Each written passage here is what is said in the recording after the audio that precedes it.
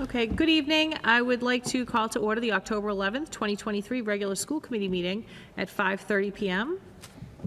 At this time, I'll entertain a motion to convene in executive session, a non-public session, to discuss the approval of the September 20th, 2023 executive session minutes and the collective bargaining pertaining to the TTA teachers. The school committee will reconvene in open session following the executive session. I'll make that motion. No, second. A motion by Mr. Russo, second by Mrs. Biagioni-Smith, and roll call vote, Mr. Russo? Aye. Mrs. Anderson? Aye. Mrs. Biagioni-Smith? Aye. And Mrs. Garabedian, I vote aye as well. So at this time, we are not joined by Mr. Parsons. I assume that we will see him in executive session and following when we return. Thank you.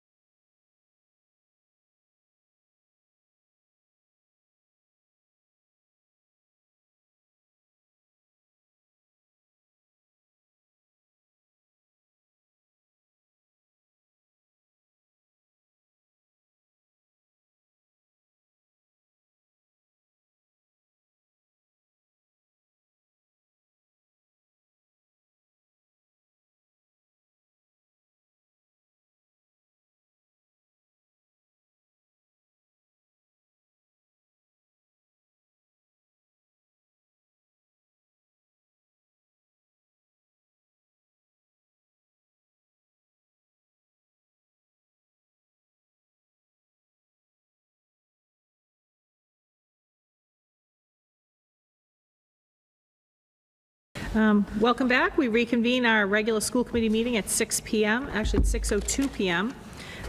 In executive session tonight, the school committee did approve the executive session minutes from September 20th, 2023. And if everybody in attendance could please rise and join us in the Pledge of Allegiance.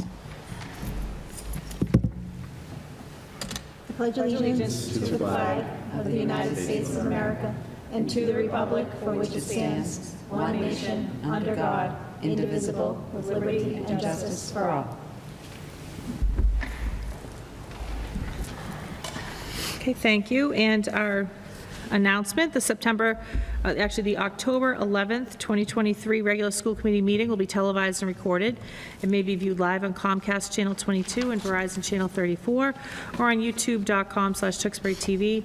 Under the open meeting law, the public is permitted to make an audio or video recording of an open session at a public meeting. At this time, I would ask if anyone is recording tonight's meeting to please identify themselves. And seeing no one, we can move on to our recognitions, which we have none tonight. And then our student council representative report. Rania is not able to join us, but she did send along some notes that I asked our vice chair, Kayla, to please read. All right, I'll do my best to do Rania justice here. So the fall season, sports season is in full swing, kicked off to a great start with many of the larger competitions coming up soon. Tewksbury swimmers only have a few more meets before the MVCs and have been off to a fantastic start so far with only one loss. Our Tewksbury boys varsity soccer team is down a few players due to injury, but they're holding their own. Girls soccer team has been on a win streak, which is pretty great, and they took part in the American Cancer Society's breast cancer walk on the 1st of October. Today is the volleyball team's senior night, and it's also Dig Pink Day, a day where all members of the volleyball team wore pink in support of those with breast cancer. The varsity football team is currently having a great season as well, with them winning 4 games and only having 1 loss so far. The TMHS Powder Puff football game will be held on November 21st. Some club updates. Applefest is going to be held at TMHS on Saturday, October 28th from 9 a.m. to 3 p.m. There'll be a lot of great vendors there. TMHS Theater Company will be debuting their fall show, High School Musical, on November 17th, and tickets are on sale now. The New England Robotics Derby will be held this Saturday from 8:15 to 2:40, and Student Council will be there selling a variety of goods to donate profits to breast cancer research. Student Council also planned the Homecoming Spirit Week, which was held last week, preceding the Homecoming Dance. The Homecoming Dance was run by the Senior Class Council, and there was a large attendance of more than 200 students. Saw a lot of pictures. It looked great. The yearly pep rally, which will be held on November 22nd, is being planned by the Student Council as well. The Interact Club is in the process of planning to aid in the blood drive, which will be held on November 3rd. And the International Club will be hosting their bi-yearly town cleanup at the Pine Cemetery this Saturday. So, thanks, Rania. Okay, so we do miss Rania not being here. Next, we had a presentation by Mr. Pelletier. I do not see him present. Yeah. So we can table that for now. We may come back to Although I that. do see a handout that he has put on the table. Okay. I'm a bit confused.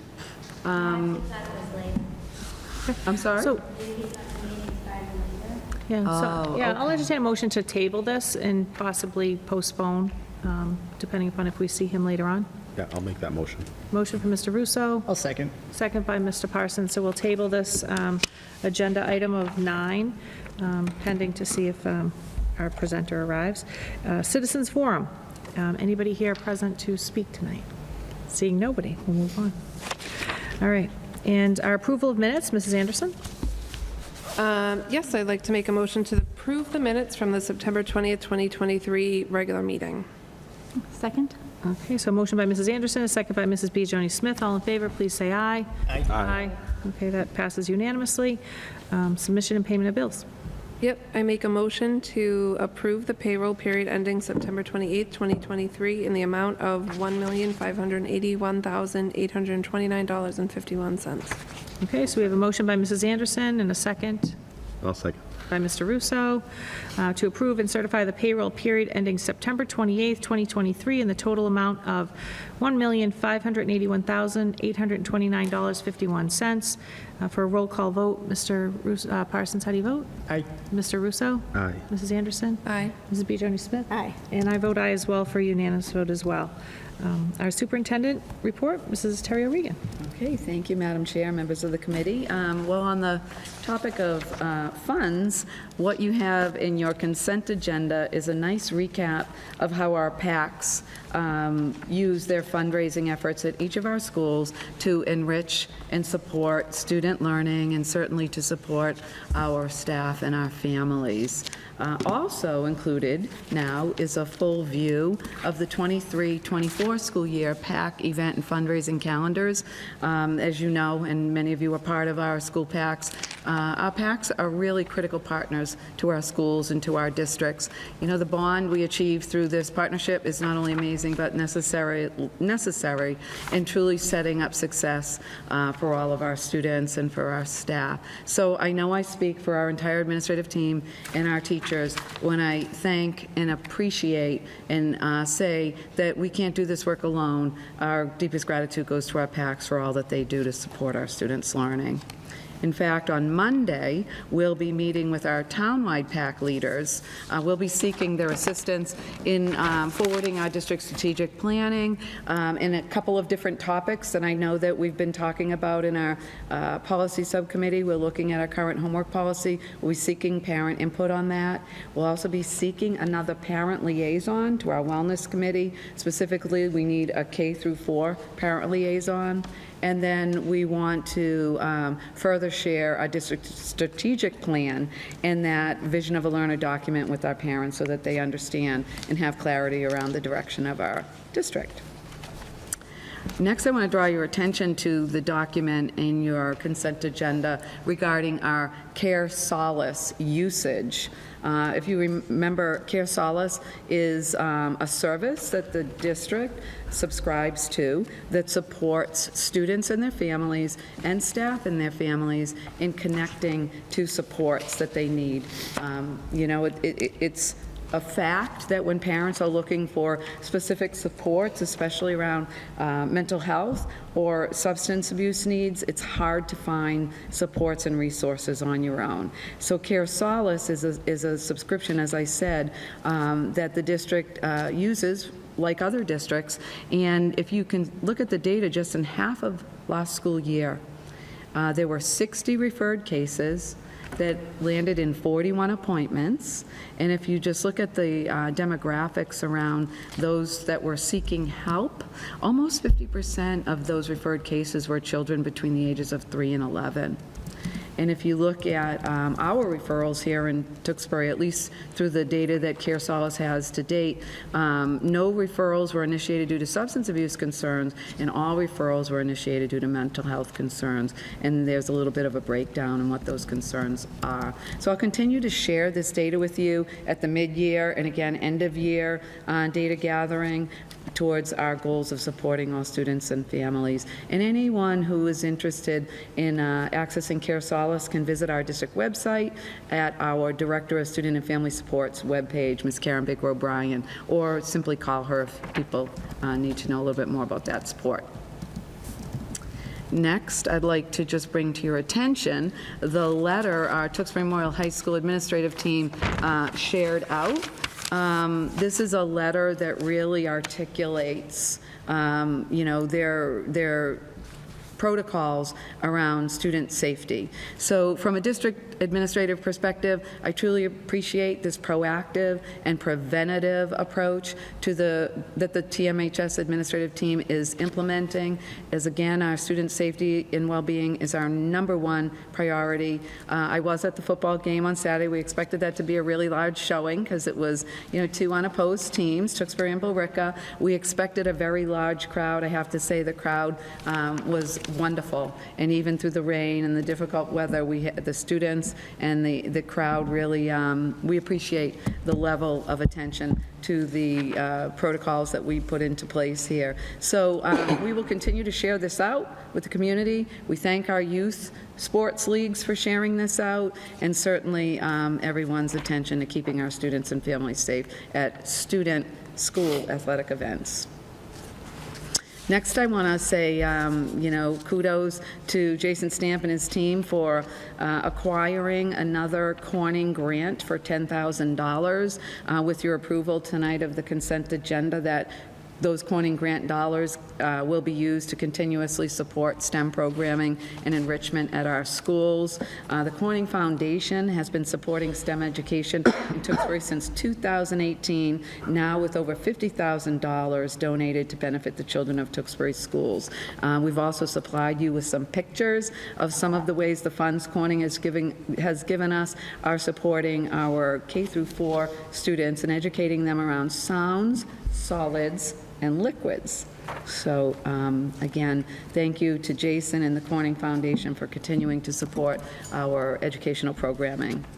And on that note, I'm proud to tell you that we are the recipients, again, of the Innovation Career Pathways Implementation and Support Grant for $50,000. As you know, this funding allows for the professional, technology, and engineering career experiences that our students here at the high school can enjoy at school and over the summer. And again, thank you to Karen Baker O'Brien and Dr. Cindy Bastieri for continuing to seek out these dollars that help partner career exploration and learning at school. Parents and students that are interested in this type of experience should reach out to the Tewksbury Memorial High School administrative team, and Ms. Baker O'Brien, or of course, our guidance counselors.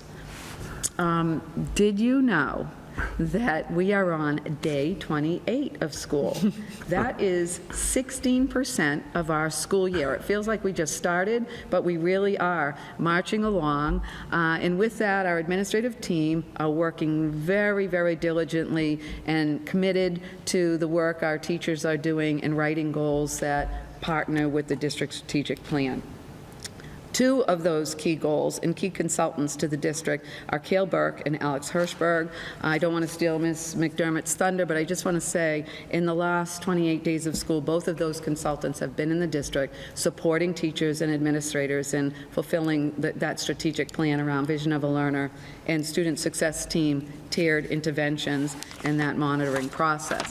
So I just, with a month into school or 16% into school, this type of work really requires our commitment, our tenacity, continued energy, so that we can see outcomes that positively impact our students. So likewise, our assistant superintendent will talk a little bit more about some PD that's going to happen next week that support the district strategic plan. But on that note, I'd like to thank you, Madam Chair, and the committee for allowing Ms. McDermott and myself an opportunity for some professional development of our own. We attended the New England Association of School Superintendents Conference last week in Rhode Island. The theme was the courage to lead, especially now in a politically charged culture nationwide. More importantly, in how to build trust with our community, our entire school community, so that we can prioritize student learning for all students. We were with superintendents from Massachusetts, Connecticut, New Hampshire, Vermont, Rhode Island, and Maine. And two things we really took away from that conference is that we have a lot in common. And there are similar struggles, similar needs. And when we get together and really can collaborate and strategize, we come out of that with really good ideas and solutions to meet the needs of students in Tewksbury. And I think the biggest takeaway from our perspective is we have a lot to be proud of here in Tewksbury with the direction our district strategic goal setting and plan is going. So thank you for the opportunity, because when we go and we learn and we enlighten ourselves, we come back ready to really fulfill the goals that we have for our Tewksbury Public Schools community. That concludes my updates for tonight. Thank you. Any comments, questions? None from me. No. Yeah, great. I have a few. It's so impressive to see all the information that the PACs are providing all at once, and I want to say thank you so much, because I know it's tedious to put some of those lists together, but I hope you bring that feedback back to the townwide PAC meeting to just let them know that we are so grateful for the opportunities that they're giving students, and grateful to the teachers that are also working in tandem with the PACs to make some of this stuff happen, because whether it's an ice cream social or bringing enrichments into the school, giving their feedback, I know how important that partnership is with the teachers. So that was one thing that I was kind of stopped dead in my tracks reading tonight. And then also, I am really happy to see the Care Solace update, and I look forward to seeing kind of like what a full year looks like. Thank you to Karen Baker O'Brien for all the work that she's doing there. And then also, I guess the last thing is the Corning Grant. This is phenomenal. They're just so generous to the schools and generous to the students. I've been able to participate in some of these Discovery Museum things, so I'm glad to see they're working with Discovery Museums. But again, thank you to Corning. So if you have any face-to-face time with them on behalf of the committee, thank you. So those are my comments. And then moving on, Mrs. McDermott. Thank you, Madam Chair. It's funny to hear you say that we're 23, is that what you said, 28 days in, 28 days in. 16%. It feels like even with the PACs and in school in general, there's just a lot going on. And there's a lot going on with PD as well. So we have our first half-day scheduled. So this is the first one of the year, I believe. So parents are reminded that next Wednesday is a half-day. We have a very busy workshop day planned. Just to give you kind of a general overview, we have our PK teachers working with their new Frog Street curriculum. We have our K-4 teachers receiving training in standards-based grading.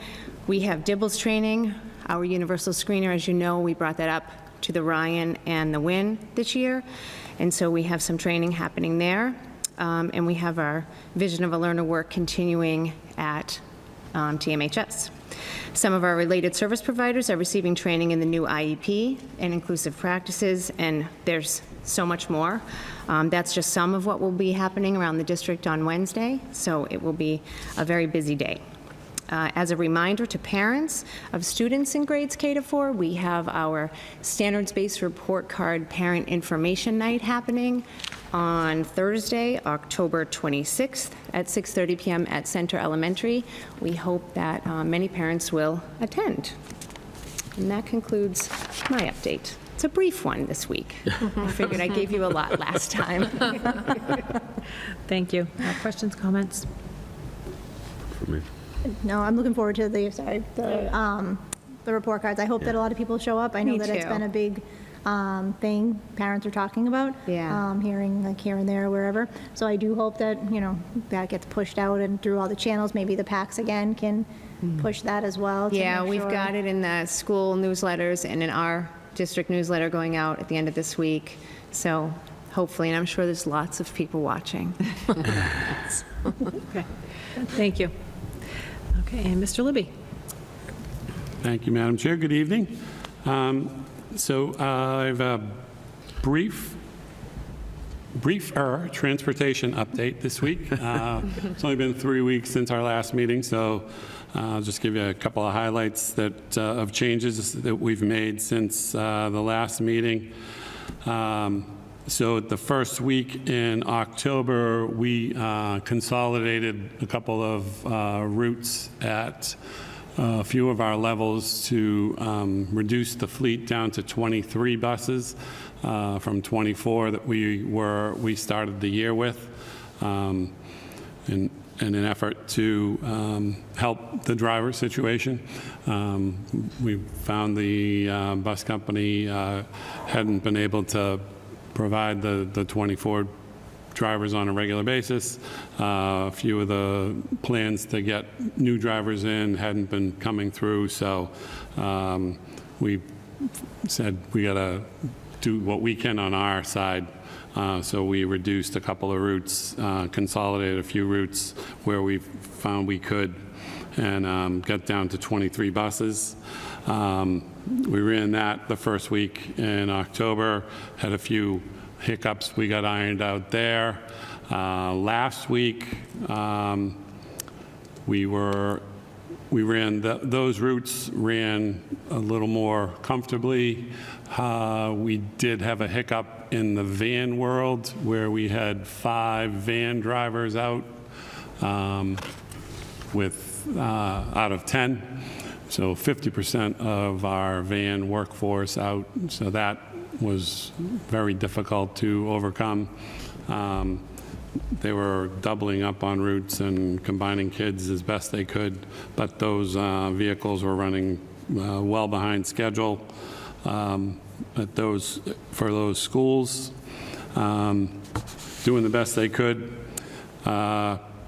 Started out this week with a new driver on board, driver that had been gone through the training with Tewksbury Transit, passed the test the middle of last week, rode with one of the drivers, so learned the route for a few days last week, took over a route yesterday, and drove one of the routes yesterday and today.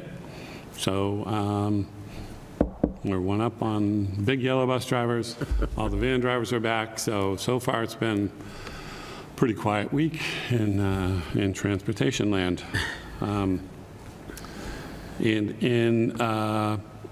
Moving on to facilities, we had our first foray into gym use at the new school last night. We've been, last year, we had some issues with the floor in the gym. Didn't feel it was ready for use outside of the regular school day. Had a pretty successful summer with the floor kind of coming back into shape, and put another coat of varnish on it over the summer. It seems to be reacting well with that. And I know the community is anxious to get in there and use that asset for our recreation programs. So we felt it was time to dip our toe into the water of rec basketball. We met with the leagues last week with the building principal, maintenance folks, custodial folks in the building, and kind of toured the building, looked at the entry points, exit points, talked about our concerns with balancing, security of the building with allowing community use, and decided last night would be a good first go. It was a in-town tryout for the girls program, girls rec program. A lot of adults around, so it was a nice way to kind of break the ice with getting the gym use going, and look at the traffic patterns and how that was going to all work with the building.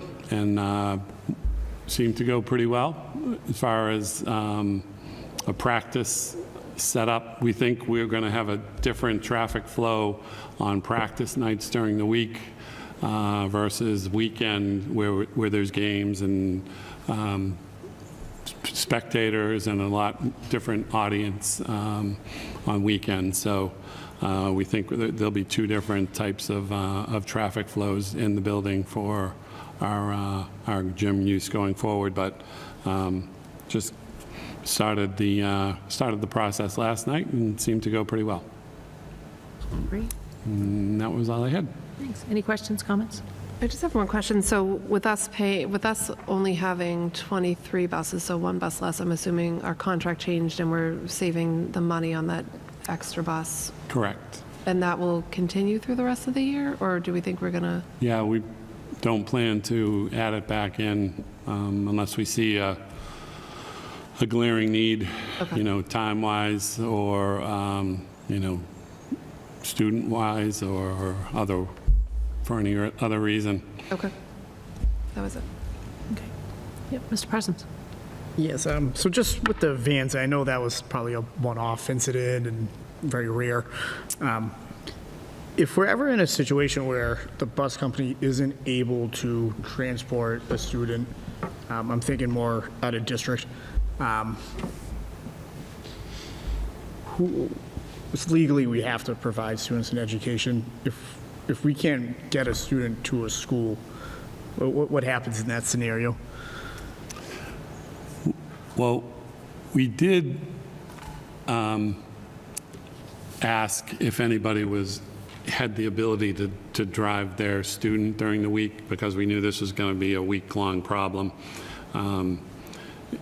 We would offer mileage reimbursement because it was a kind of extenuating circumstance. So we did have a few, more than a few parents offer to do that to kind of help relieve the problem. So that's an option.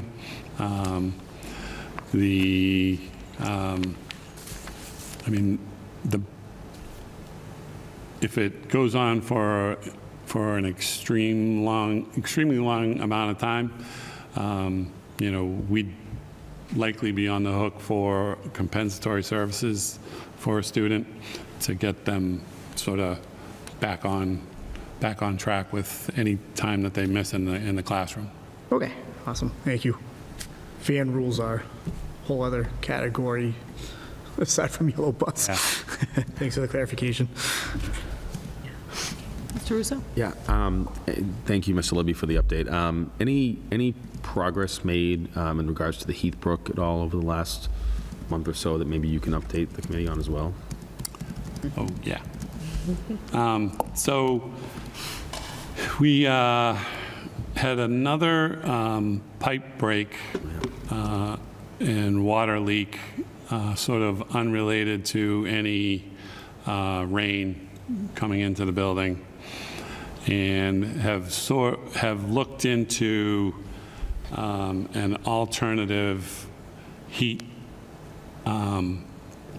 source for the 5 classrooms that are right now heated with these pipes that are rotting out underground, and giving us these sort of unpredictable leaks that we can't, if the pipes are filled with water and that's our source of heat for those areas, we don't know how often they're going to leak. Can't predict when they're going to leak. And we just feel like it's probably going to keep happening. So we've had a couple of HVAC folks look at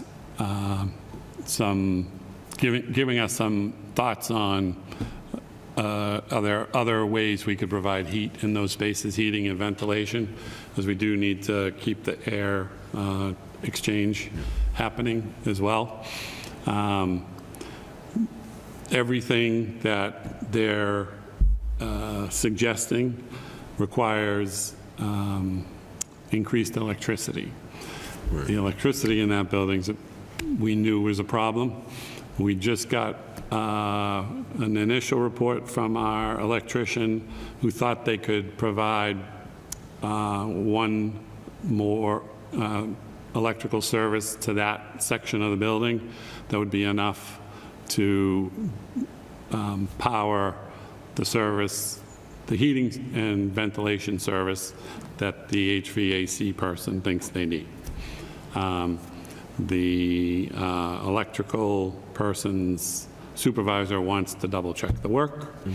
But the bottom line is we're trying to abandon ship on those pipes so that we can drain them and not have to worry about them rotting, leaking, and ruining the floor that we're just about to put in.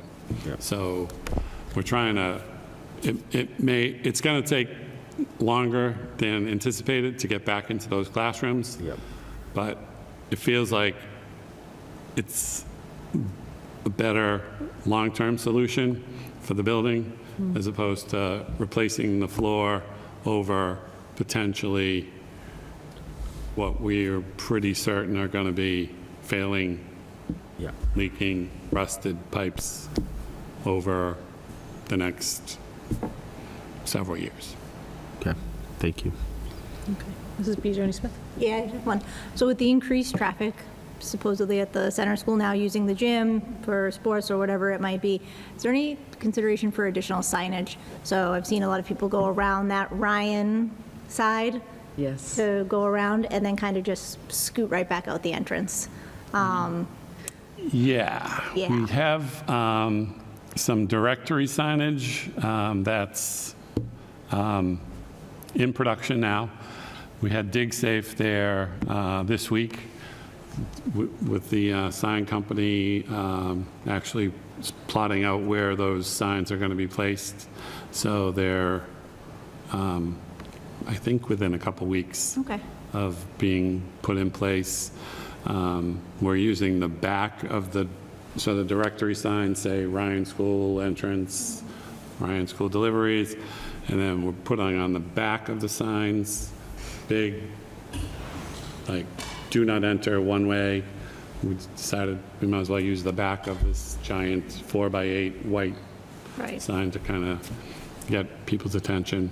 And we do have some more traffic signs that we bought that our maintenance folks were, they've been trying to install for months now. Yeah. And every weekend, they've been tied up with other priorities. So Okay. I'll try to twist John Marchand's arm and see if he can get those put up. All right. Thank you. In the not-too-distant future. Thanks.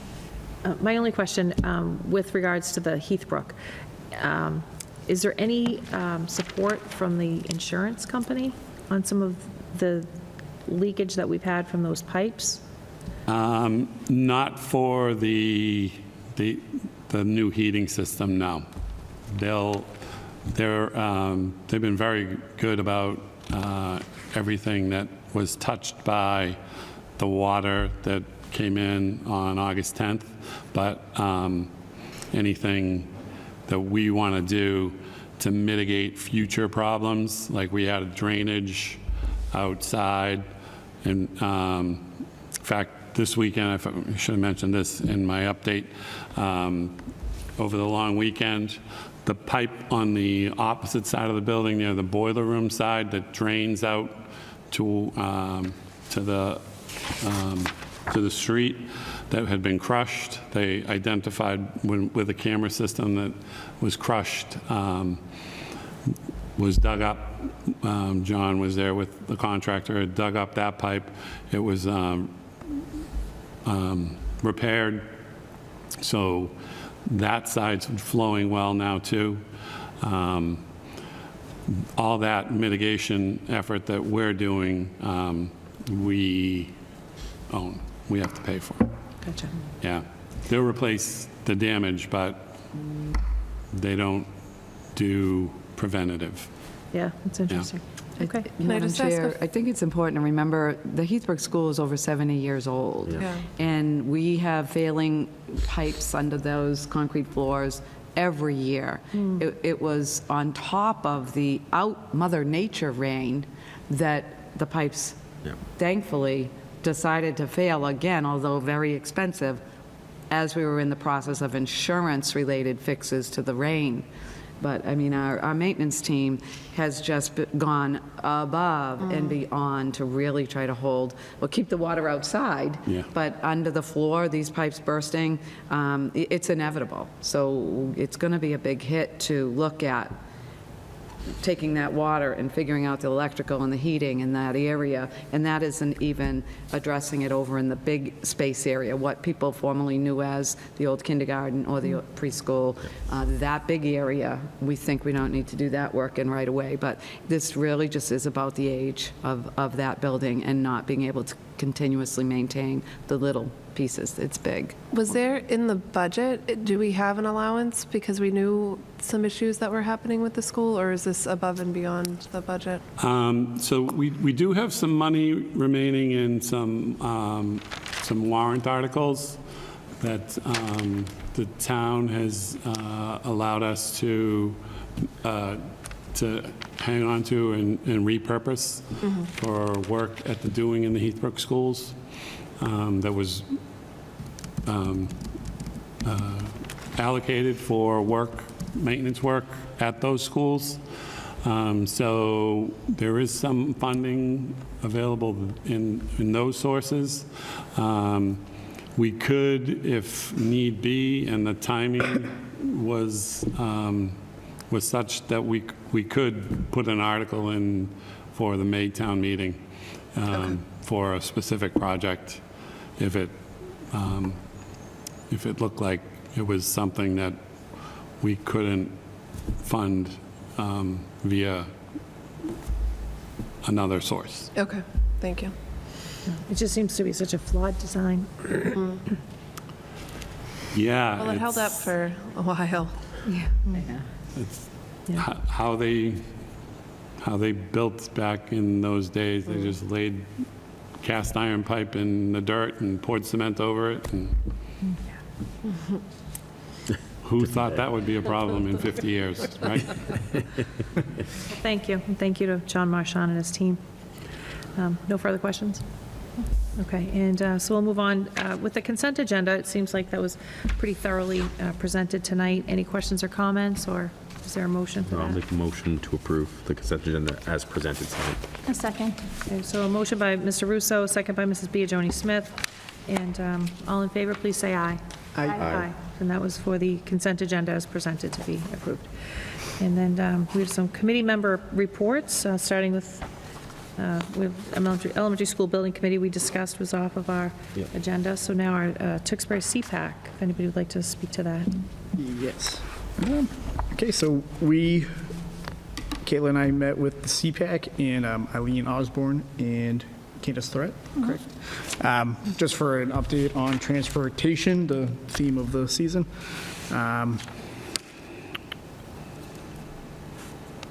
We also had Officer Reiser in attendance as well, just to answer some concerns around transportation and the role of an SRO in these schools.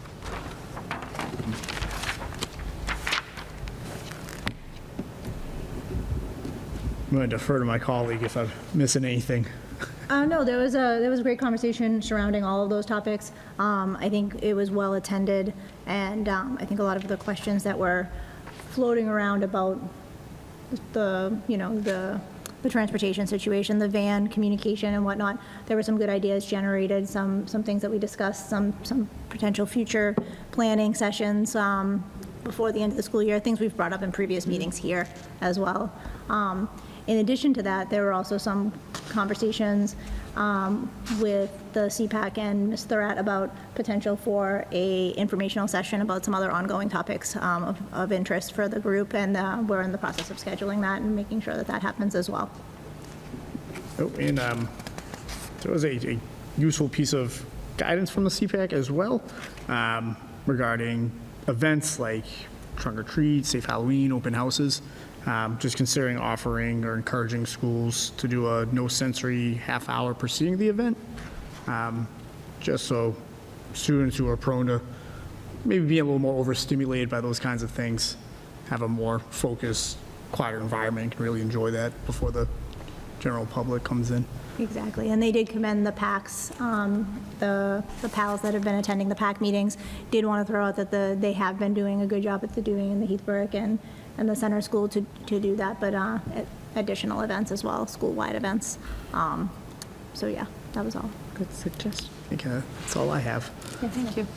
Yeah, maybe the townwide pack would be a great opportunity for maybe the CPAC to have a minute to share some of that feedback too. Yeah.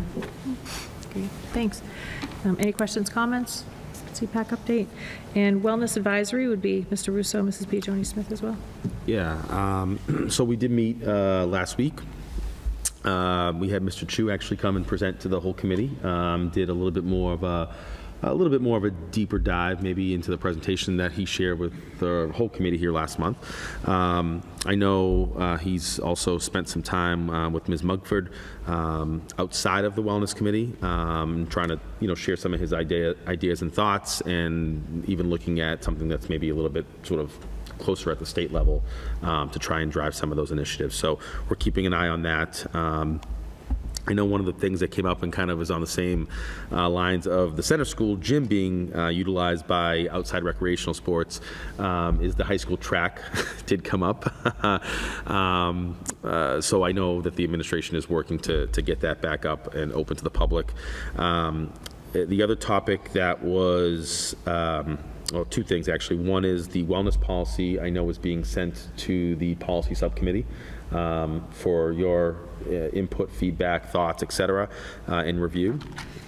And then lastly, I know it seems like the middle school is taking an initiative with this, with screen time management. And I guess DESE is spending, from what I understand, millions of dollars in trying to help manage some of that screen time that students are on, whether it's a cell phone, a laptop, a Chromebook, whatever, during the school day, and then you tackle that with, time at night and in the evening, and trying to just look at ways to try and reduce some of that. So anyway, we will stay tuned for more information there. Yeah, I'm adding that it was definitely a great meeting. It's a large group that comes together, a lot of ideas that are thrown out, and to piggyback on what Mr. Rizzo was just saying, the potential of a no screens day, a screens-free day sometime in the spring or sometime following, testing and whatever else is going on, because that's a tough thing with what we do now. Most of the work these kids are doing is on a device, and they go home, they do homework on a device. They all have a device in their hand at all times or on their wrist or somewhere, so figure out a fun way to turn a screen-free day into something that promotes wellness, whether, we talk about how it impacts your vision or your mental health or just your general physical health because you're sitting and doing something versus being out and doing something active. There was good conversation around Mr. Chu's presentation as well with the student that was there, and some follow-up conversation that I had with Ms. Mumford as well about some ideas and some possibilities for that, and involving some of the parents as well. And then just to reiterate, we are still looking for a parent. It would be great to get a parent of a K-4 student in there to have that perspective as well. Okay, thank you. Any questions, comments on wellness update? Okay. And I'll just welcome Mr. Pelletier, who's just arrived. Hello. We have a new little setup here, so if you wanted to push that podium a little closer, feel free. I think it's tethered, but it certainly could have some space. We'll come back to you when you're ready. Okay. And then policy subcommittee. So we'll go through policy changes in just a minute, but our next policy subcommittee meeting is next Friday, and one that we're going to start focusing on is homework. So if there's parents, students that want to provide some input into the homework policy and some changes there, then please reach out to either Bridget, Mrs. Garabedian, or I, and we will be happy to take some of the feedback. Okay, thank you. And Mrs. Pelletier, are you ready for us? Sure. Okay, great. So I would entertain a motion to take the IEP improvement presentation out of order, if there's a, We did that. but to put it now. Oh, put it now. Yeah. So I'll make a motion to move ahead with the IEP presentation. I will second. Okay, all in favor, please say aye. Aye. Okay, thank you very much. And so whenever you're ready. All right, well, thank you. Welcome. I wasn't expecting to be so quick, but that's awesome. The new IEP has been released. Some districts are implementing it currently. It will be fully implemented in 2024.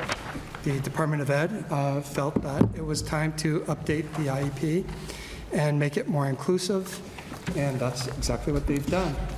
And their timeline here demonstrates that it started actually before 2022, but they made it more formal in finalizing forms in 2022. Then the winter of '23, it went out to the school districts. There was initial training for some districts. That was the intent, but that really didn't fully occur. There are a lot of stakeholders involved in this, and as a result, there's a lot of updating of the document that took place throughout '22 and '23 as well, up until this point. And then there's continued ongoing training for faculty and staff. Our case managers are taking Valley Collaborative new IEP training. It's a series, a workshop series that starts this Friday. And also, Mrs. Therrett will be taking a separate course through the Waltham location for the new IEP. From there, we're going to be sharing that out with the rest of the faculty and staff, as well as offering trainings to our families. So this is the goal that the Massachusetts had intent for the IEP process. It's really to get families' voice heard more directly at team meetings, to get administrators more involved and to have full access to the IEP process, to ensure that the district is providing professional development opportunities to our faculty to comply with the IDEA, and also, but not only, to really get students actively engaged in their IEP process. And I'm only giving a very glossary tonight. It's very glossary, very quick presentation, because more information will be shared later in the year. But these are the indicators that the department is looking for, that we have strong, visible administrative support, that we have effective collaboration and communication, that the communication is effective in terms of providing school policies and practices, and then parents and students are active and informed participants or partners in this process. And then there's always ongoing and meaningful professional development activities that we're attempting to do. So the next slide shows the student and parent concerns. This is a very new form, very new process, particularly the student and team vision. This is where all students have a voice in this process. So this year, I want to learn, and we will find that out from our students who are able to provide any level of communication. And it goes down to what are their specific interests even after high school. This is very much more specific than it has been in the past, and it also provides more independent living. And it just establishes goals at the beginning, regardless of the age, so that the team focuses on that moving forward. These are academic performance criteria. This is very different. It used to be identified as the PLEP A and PLEP B forms. Now this is more, you check off indicators for academic performance, and then there are narratives that have to be entered into the boxes that are provided here, here, and here. And they're answering specific questions. So what are the interest areas? What are their preferences? And then also, how does the disability impact the students' academic and social accomplishments in school? What I particularly like about this form, and there are multiple pieces to this, they have autism-specific questions. So if a child indicates that they are autistic right here, then there's a series of questions that the team needs to follow. And that really helps guide the conversation. It also invites the community and interagency connections to be much more visible in the IEP. Although it is presently there, this really engages that action more readily. And it also talks about transfer of rights, a little bit more detail on that. Rather than just checking a box, it is also discussing the students' rights and their obligations, and also the safeguards that are inherent as part of reaching age of majority, which is, in this state, 18 years of age. Measurable annual goals. This is very different. We do have some professional development lined up with Alan Bloom, who was not only a participant and stakeholder in developing the new IEP, he has developed his own application that models the new IEP, and we're going to be piloting that this year, and we're looking forward to that, and it will align to the goals and the objectives that you see here. This is a justification, and so they removed the justification, participation, and they just call it participation in the general ed setting.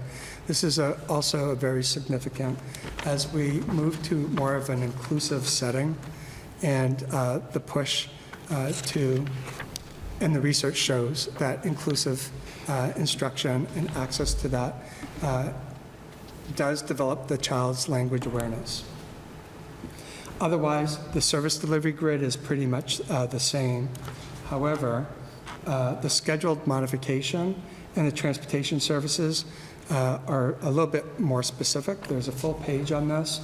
And the schedule modification essentially is for a student who requires a partial school day, which occurs rarely, but does occur, and also for the extended school year program. What I particularly like about this is that for extended school year, they dedicated a service delivery grid specifically for that.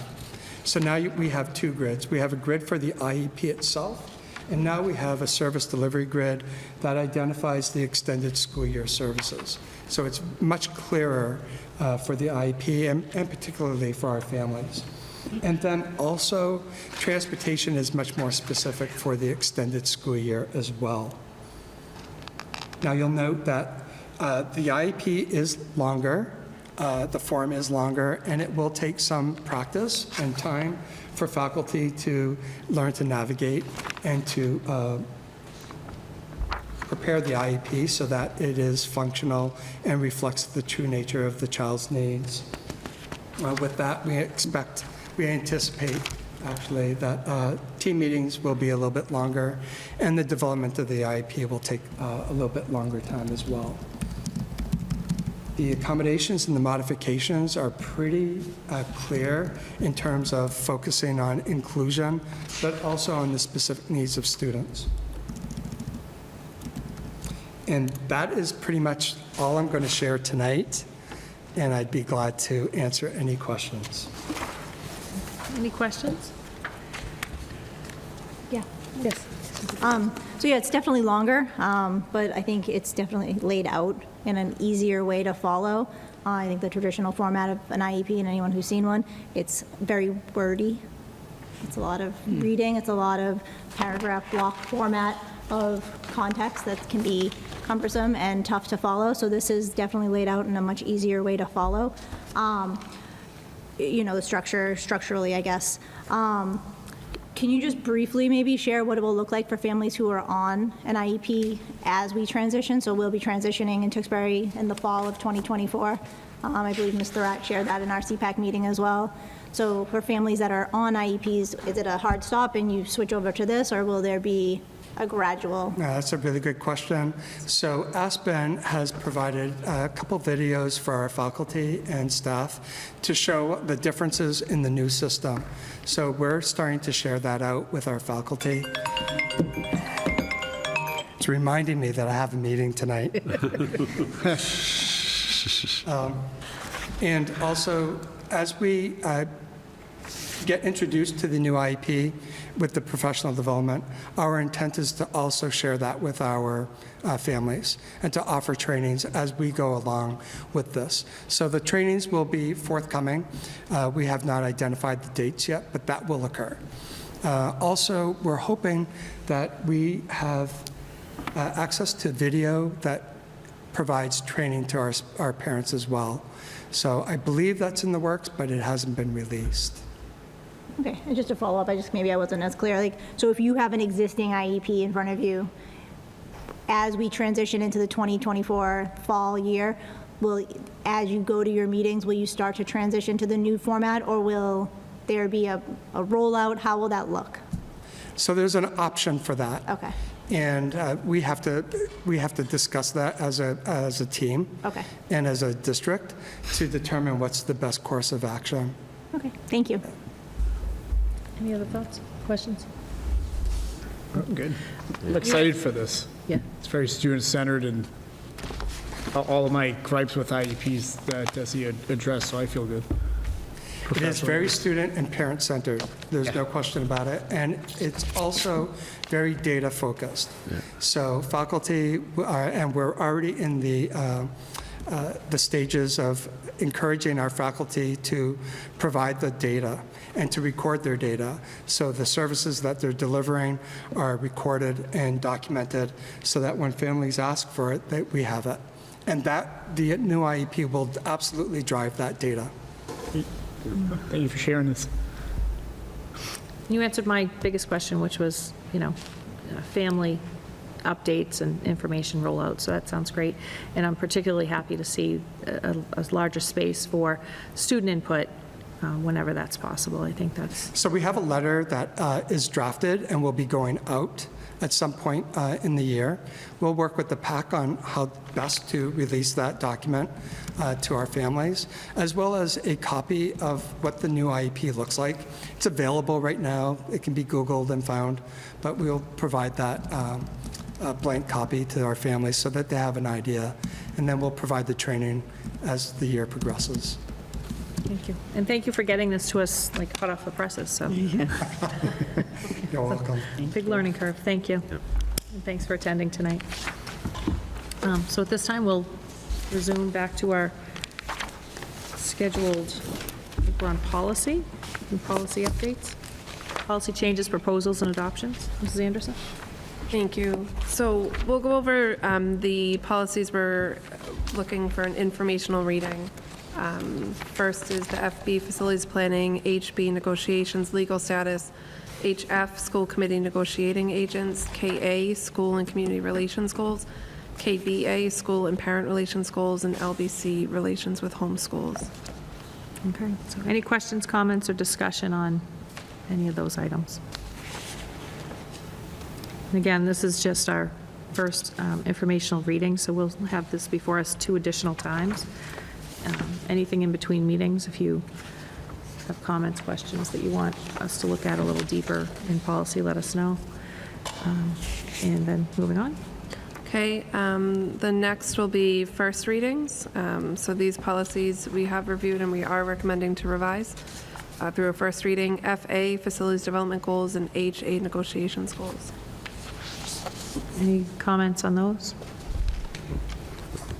Okay, seeing none. This will be a second and final reading.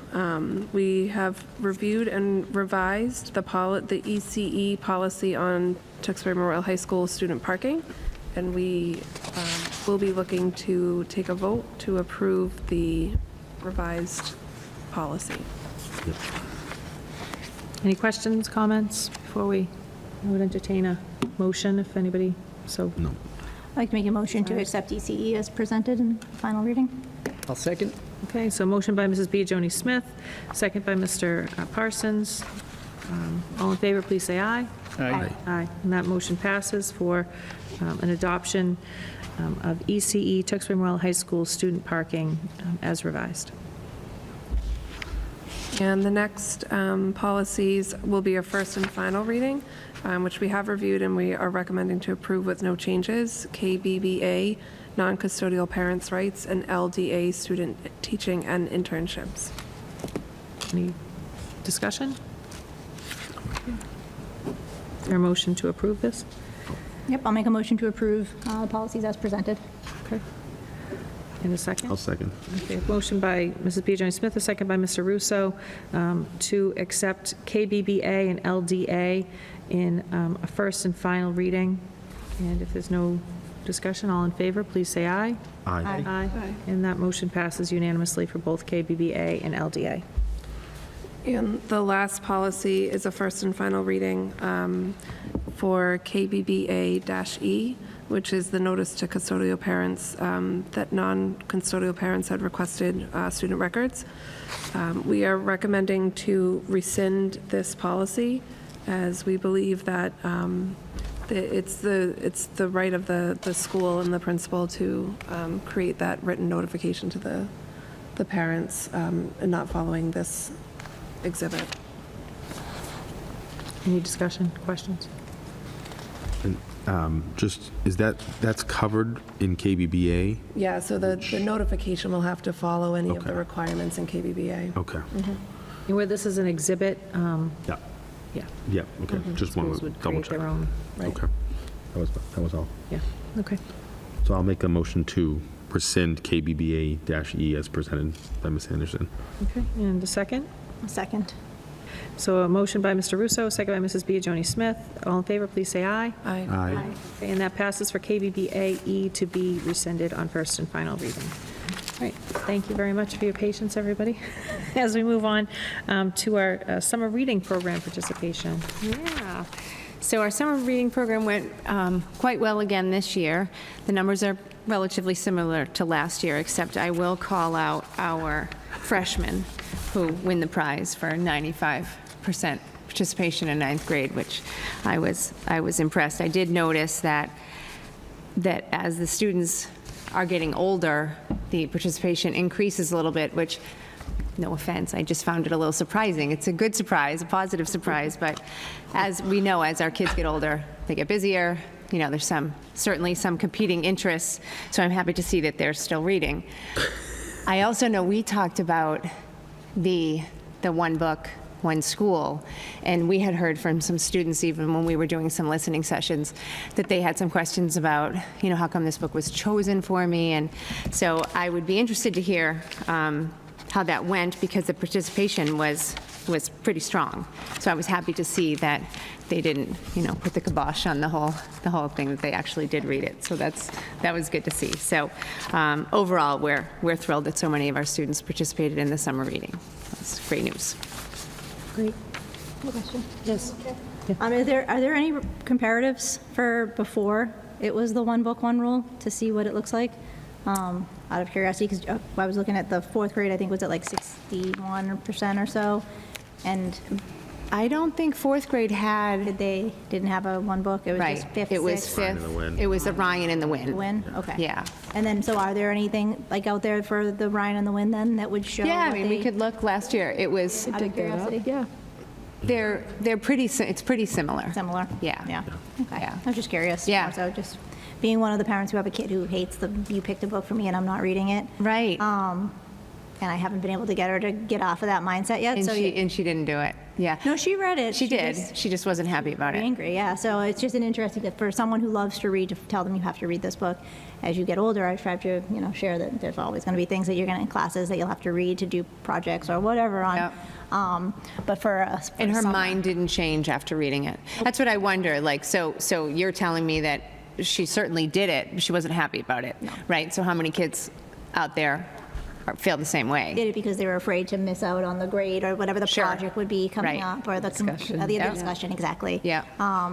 But let's just make sure. And that's something we could look into with our principals and see. Yeah, if I remember, we may have heard from your daughter in one of our listening conferences, and, and I think it feels more like homework over the summer when it's a one book, one for the school. And it is important that we continue to listen to our students, because if they love to read, we don't want to squash that. Yeah. Right. With the idea of homework, rather than the book, so. Yeah. Especially when the premise of it is this community building event that is really supposed to put a whole positive spin on it. So I think it is important that we reflect back and see how that's going, because she wasn't the only one. Yeah. Yeah. No, I figured, I just was, and that's why I was curious. Yeah. It's an interesting concept, and even if you go with a couple that you can pick from, so Yep. then you have breakout groups or something, I don't know. Sure. But Yep. it's just, and obviously you have sessions with the kids to be Yep. able to talk about that more. So, thank you. Yeah, an important point. Any other comments? Yeah, just, I do actually. Yeah, I actually also compared it to last year too, so thank you for Yeah. pointing that out too. It did seem similar from what I looked at earlier in review for tonight's meeting. I did have just one, and again, this just could be coincidence, but as you go from the different schools, as kids jump from first to second grade, from fourth to fifth grade at the Yeah. Ryan, and then from sixth to seventh, high school, a little bit of an anomaly, because I agree that those numbers are very healthy. It does seem like the second grade 54, it's the lowest out of the center, right? The fifth grade, not significantly lower, but lower than sixth, and then seventh, again, a lot lower than eighth. So I'm just wondering maybe if there's some transition there that where maybe students aren't getting because they're going to a new school and they don't have maybe all of it, or it comes in and people don't see it during the summer. I don't know. Maybe just something to consider, as we prepare for next summer reading. Yeah, I agree, because I noticed the same thing. Yeah. It does seem when you go to the next school that for whatever There's reason, a little like bit the of a eighth drop. graders read more than the seventh graders coming in. Right. And that pattern, aside from the freshmen. Yeah. And so, yeah, it is worth looking. I think it's worth looking at our transition Yeah, overall Yeah. from school to school. But you're right, maybe they're not getting maybe there's just as something there. connected, not, you know. Maybe rah-rah, or, Yeah. yeah. it's- Yeah. Could be. I don't know. I mean, I'm just throwing it out there as a thought. Yeah, it had to have been all those reminders, at all of our school committee meetings. I'm quite sure that was it. But thank you for sharing. Yeah, thank you. Mr. Parsons, anything? Yeah. I'm equally impressed with this incoming freshman class. All but 8 students. It's Sorry, incredible. not to put those 8 students on the spot, Yeah. but just 8. No, this is great. I'm curious to see how this rolls out at the younger levels next year, implementing the new reading program. Yeah, and last year, I did mention, the kindergarten is, I think, historically low. And I think I probably said this last year, I don't doubt that parents are reading to their kindergartners. I just think they're maybe not yet completely connected Yeah. to the programming, and that's okay, but I'm quite sure that they are being read to. So I would love to see even just one grade band, 100%. Yeah, I know, Very so close lofty with those goal. freshmen. Challenge on. Only 8. I think maybe the sophomores next year, right? Yeah, we'll go That read to incoming those eighth sophomore. graders. Yeah. Thank you. Mrs. Anderson? Maybe it's an opportunity, because I know that at like the book fairs, I know at the Doing specifically, that they provide a free book to every child, so maybe you can wrap that up with some reading, because I think that there's a springtime book fair, and I believe that's when they give out the free book, so Yep, maybe that's an opportunity to get some of the younger kids involved too. yeah.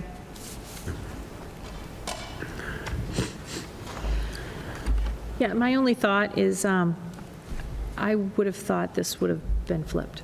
Yeah. I would have thought you would have seen your younger, Same. so I wonder if some of it too is just burnout from families and feeling like it's summer. We just want to, and that they are doing the reading, but it's just maybe the tracking feels Yeah. hard, or, Yep. I don't know.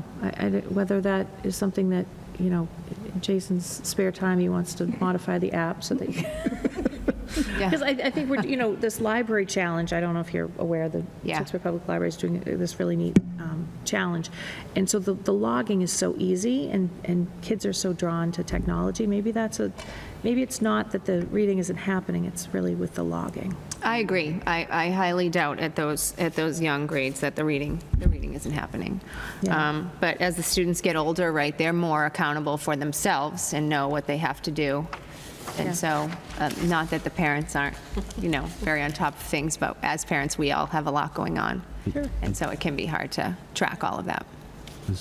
Madam Chair, I do think too, I don't know if this plays into it, but especially at the middle school and certainly at the high school level, it's not just, hey, do your summer reading. It's do your summer reading because when you commit to school that first week, there's a project, there's a report, there's prompts, there's this, there's that. Versus at the younger grades, it's more just, hey, do it, log it, and turn it in, I think. Right? Is Yep. that fair to Yep. say? Yep. So I think that also, there's a real grade that comes after that summer reading's done at the older grade level, so. Yeah, and you're accountable to your, Yep. whatever it is, team, group, room, and there is a baseline writing Right. sample that will come out of whatever out the of it, right. theme is of that, yeah. Yeah. Thank you for sharing it with Yeah, us. thank you. Then you have enrollment. Madam Chair, this is informational only, and what you have here are our now unofficial enrollment numbers that have been reported to DESE. We came in at 3,218 students. That's 17 students up from when we reported in June at 3,201. Again, this fluctuates throughout the school year, so we'll take advantage of reporting this to you a couple of times. These numbers will become official around the end of the month, and then they will be visible to the public on the DESE website. And if you see, look on page 2, you can see our homeroom class sizes in grades K, well, actually, the preschool groups as well, but through grade 8. Any comments? Yeah, Mr. just- Russo? Yeah, just one question. So at the high school level, roughly 716 kids. Yes. So if I sort of project here a little bit with our current 8th grade class, and just based on trends of how many kids leave the district going into high school, whether it's for a trade school or some other private school potentially, roughly you're looking at, again, I don't want to make assumptions here, but I'm going to speculate and say maybe, 160 kids for next year's freshman class. So you're losing your highest grade, your most populated grade band, your current senior class. And so next year's high school, you're looking at about 680 kids. Again, I know that there's some talk about that number is, what used to be 1,000, 1,100. I know that there were some, tough decisions made at one point, even end of last school year, early this school year. Any further thoughts there, or are you kind of just trying to reallocate resources, or how you're sort of thinking about that? Sure. No, we'll continue to watch enrollment at the high school, and conversely, look at enrollment at the early childhood level. So we did have to reorganize staff last year so that we could fill the need at the younger grade levels. We'll need to look at that again. I can tell you that we're tap dancing very fast, too, to really market the wonderful things that are happening here, like those innovation pathway grants and other programming, because you're right, we want our students to have the absolute best high school experience that live in this town, and whatever they feel that choice is. But we also know that we could probably beef up how we market that great choice that lives right here in this school. By attrition, reasons, we have less children at that grade level in Tewksbury. So yes, when, they're seeking seats, and the same number of seats are still available in those other choices, that makes it tough for us, right? Because, we want our students here. So we'll continue to upgrade our program, but with the knowledge that when our student enrollment, if our student enrollment declines at the rate we're seeing like this, we do need to think creatively. How do we keep a strong program while we need that staff to be reorganized to younger grade levels? But that is our challenge. I can tell you, we've already started going over to the WIN to really pump up some of these amazing programs here. And we'll have a step-up day. I don't have all those dates in front of me, but I'll get them for you to just walk you through the whole year of what does it look like at not only 8th grade, but 7th grade. And then how we can start talking to the 5th and 6th grade through career development opportunities to understand what those pathways are that are here. Great. So a lot of attention. Perfect. I'm glad that you're Nope, looking at it, I'm- but the reality is, our declining enrollment at the upper grade levels is something we're going to see for about 8 years. And we have those NESDEC projections out for many years, and they've been true. We've seen it. They have those numbers. That's money well spent by the district, because those projections have been real, and they do help us plan our budget.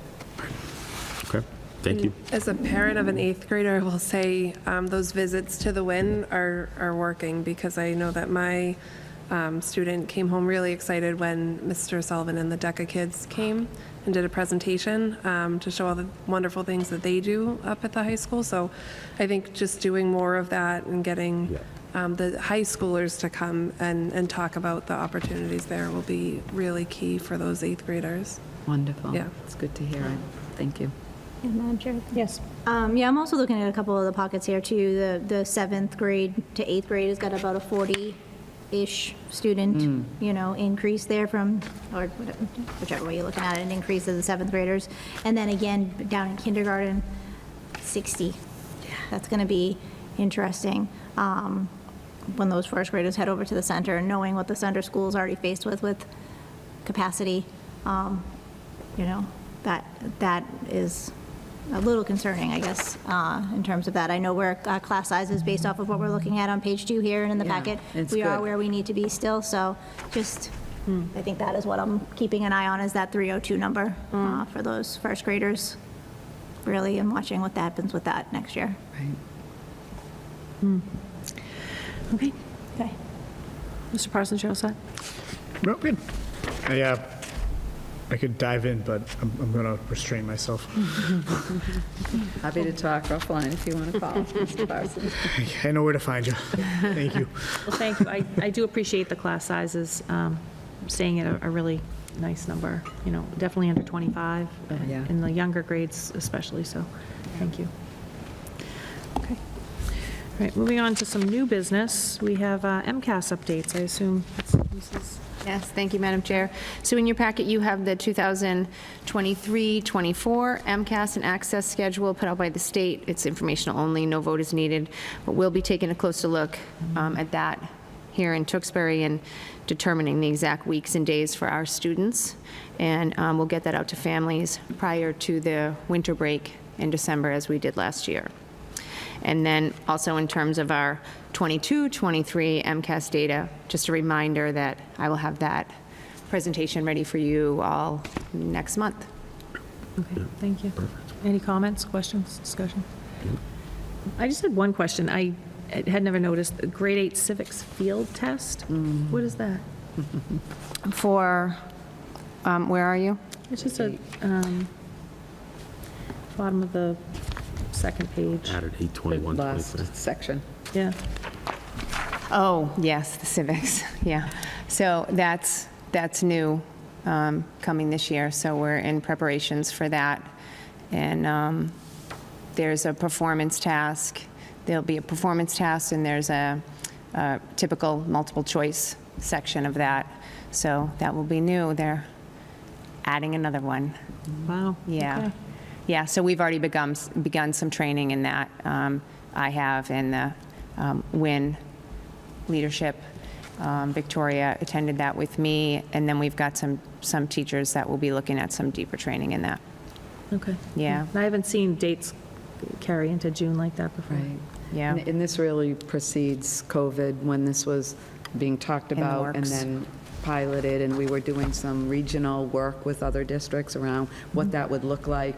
If you remember hearing the discussions, we did a lot around service learning in this community with a high school and then all grades down. You see it in the summer, which really feeds into that performance or project, if you will, around civics. So I think our staff and are poised to kick off with this. We were not a pilot district, so, and again, this is just a field test, but it is a reality again, and it reflects, you know, that opportunity our students have in learning about civic engagement and what our responsibilities are, you know, as community members and members of this country. So it's great. We don't know what it'll look like or what the accountability will feel like down the road, but right now it's here. Okay. Have they given you access to, like, sample tests from what other pilot districts may have looked at? I haven't seen them. No, not yet. Okay. Yeah. Well, it'll be interesting. Yeah. Okay. And then what do we have next year is our, budget timeline. It's all budget. Thank you, Mr. Madam Libby, Chair. you have the next 3 items, if you want to Yes. just It's all in. Yes, pass I'll on, that's fine. try to keep it moving. So I know we're just barely into this school year, and as you can see by my next couple items, we barely know where we're spending the money this year, but we have to start planning how we're going to spend the money next year. It's sort of driven by the fact that we need to present a budget to the town, a preliminary budget to the town by the second Friday in January. So we do have a obligation to do that by town bylaw. So that kind of drives us backward to do this planning this early in the game. So the sort of the first page of the memo that I sent is kind of just explaining kind of Budget 101 again, what our budget consists of, a few of the challenges that we anticipate facing next year, The lack of our collective bargaining agreements is always a challenge every time we have to do a budget in a when we don't have collective bargaining agreements in hand. It's always a challenge for us going into that year. The move to the Center Elementary, we only have half a year of data on our operations there. So we're going to have to make some estimates on some of the costs there. Did a timeline on when we'll start meetings with stakeholders and the town manager on putting numbers together, preliminary numbers together on our budget. And then that January 13th deadline to have a salary, operating, and capital outlay number to the town. Then we start into workshop and public hearing season in January, February, March. The whole time in between, we'll be assessing needs of the district and resources available and be adjusting the budget accordingly as we move towards the May 6th. April is when the school committee votes to approve the budget that gets submitted into the town meeting warrant, and then at the May town meeting, the budget gets formally approved as part of the overall town budget by the citizens of Tewksbury. And that's sort of, in a nutshell, how the budget timeline will proceed for the next year. Thank you. Any comments, discussion on the budget timeline, the process? Okay, great. Okay. Next item, next two items I kind of talk about together, I guess. Budget transfer, as we put the budget together last May. It was approved at the town meeting. A lot has happened. We've had a lot of personnel moves, ins, outs. We've had some funding changes take place, grant opportunities. Circuit breaker figures have changed. That's a circuit breaker program is just briefly, is a program of reimbursement from the state for individual students who cost a lot to educate. Anything above a certain threshold that the state sets each year that we spend on a student, we get 75% of that money back the following year. It's basically a giant spreadsheet we complete in June through the special ed department and cost out everything we spend on each individual student that might hit that threshold, submit it to the state, and then they tell us at the end how much we're getting back. So it's difficult to estimate during the year what that figure is going to be. Now that we know it's higher than we got back last year, it's sort of the ultimate good news, bad news. Bad news while you're spending the money that year. Good news, you get some of it back in the following year. So the circuit breaker reimbursement went up, which means we typically spend that on special ed expenses. So I'm requesting to move some of those expenses into the circuit breaker fund, which would move some of those expenses out of our LEA budget here. The Title I grant was issued to us. Two of the schools where we had Title I funded employees were not eligible for Title I funding this year. So we needed to reallocate those resources to schools that were eligible for Title I funding. So that resulted in some shifting of some resources around. to support those efforts. So as these things go on throughout the summer and into the beginning of the school year, I'm sort of keeping score as the impact on our budget.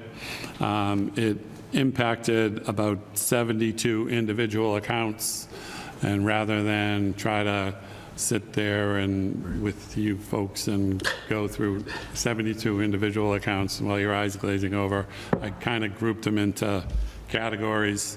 I talked to the town manager and town accountant about would they let us just kind of do kind of a reset on our individual accounts, as long as it didn't change our bottom line budget. They were fine with that. They understood where we were coming from.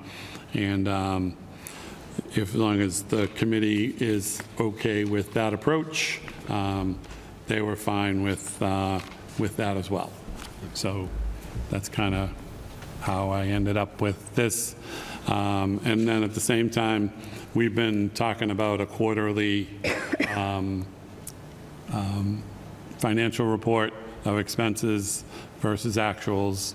I put that in this document as well, and took the liberty of including this transfer in the transfer and adjustments column to it kind of lines up better with the actuals as we move on. The bottom line, at the end of the document, we still have quite a bit of available budget. I still need to go through with our accounts payable folks and put in a few major categories of purchase orders for tuitions, student-specific aids, some coaches' salaries in athletics.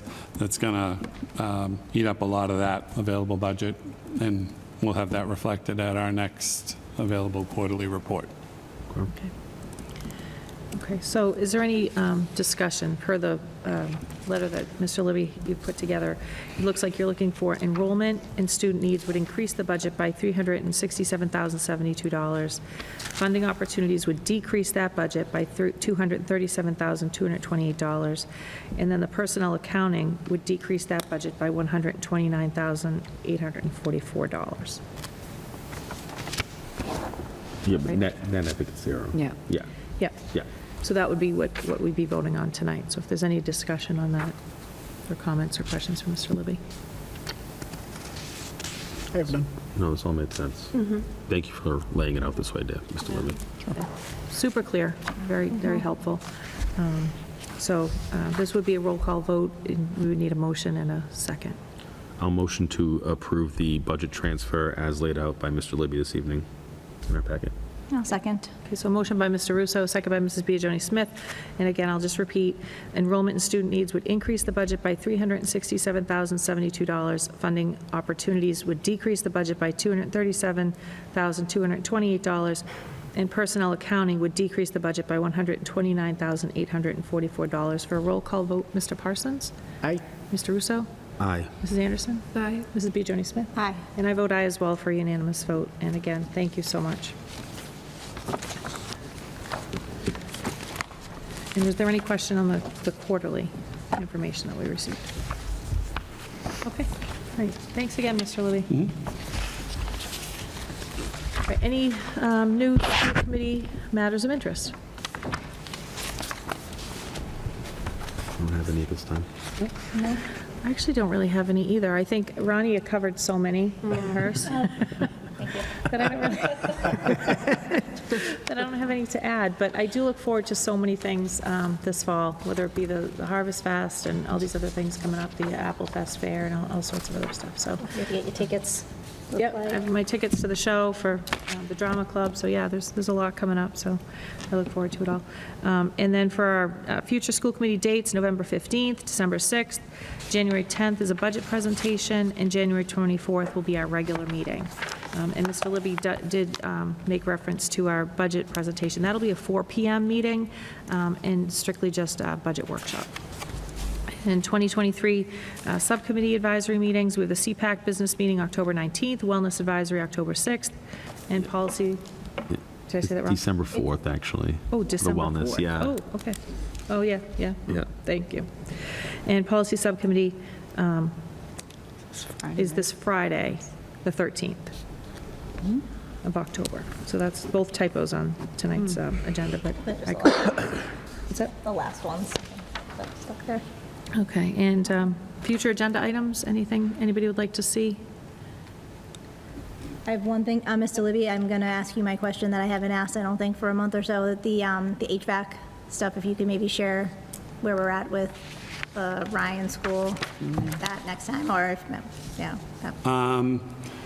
Yeah. Let's see, our structural engineer was on site a week ago to make sure the roof could handle the added weight. We've sent off the package that we got from our engineer to DESI for approval, because it's being funded through ESSER. Any capital project that's being funded through ESSER, they have instructed us that they need to give the stamp of approval before we move forward to get bids on. And we haven't heard back from them yet. Awesome. So just waiting to hear back from them, and then we'll be out to bid. And as long as the structural engineer feels our roofs are sufficient to handle the excess weight. That's great. Okay. All right, and is there a motion to adjourn? Motion. Second. Motion by Mr. Russo, second by Mrs. Biagioni Smith. All in favor, please say aye. Aye. For an adjournment of 7:33 PM.